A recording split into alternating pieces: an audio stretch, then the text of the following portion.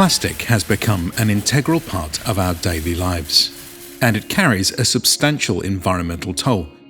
Water bottles, grocery bags, medical supplies all contribute to more than 400 million tons of plastic produced every year, with 1/3 only used once and just 9% recycled.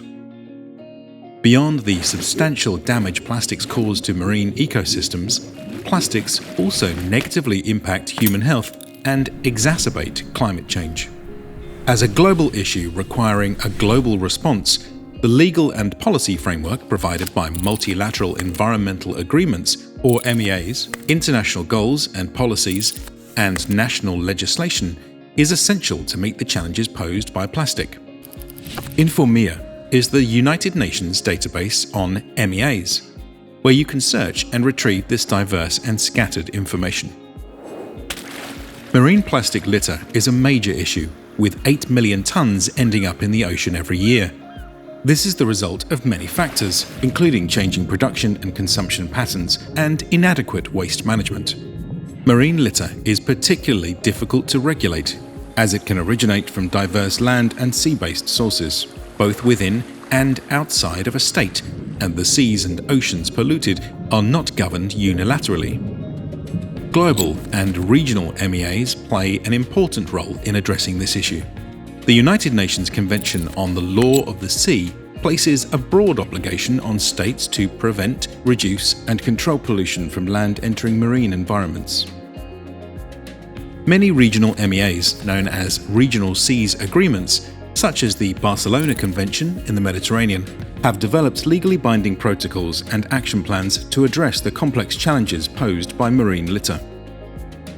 MEAs on chemicals and waste are also useful for regulating plastics. In 2019, the Basel Convention was amended to include some plastics as hazardous waste, promoting better control over their movement across borders. Meanwhile, the Stockholm Convention works to regulate persistent organic pollutants, or POPs, which can leak from plastics left in water, accumulating in the tissues of marine species. Not only are POPs harmful to biodiversity, but they can impact the health of people who ingest these toxins as they work their way up the food chain, damaging the nervous system, lungs, and reproductive organs. Biodiversity MEAs have been studying the extent of these impacts. Beyond the adverse effects plastic can have once disposed of, the production of plastic itself contributes to climate change. With growing production demands, by 2050, the annual CO2 emissions from the production and incineration of plastic are predicted to be 2.75 billion tons. That's the equivalent of running 615 coal power plants for a year. Meeting the reduction targets set out in the Paris Agreement will therefore require action to limit plastic production.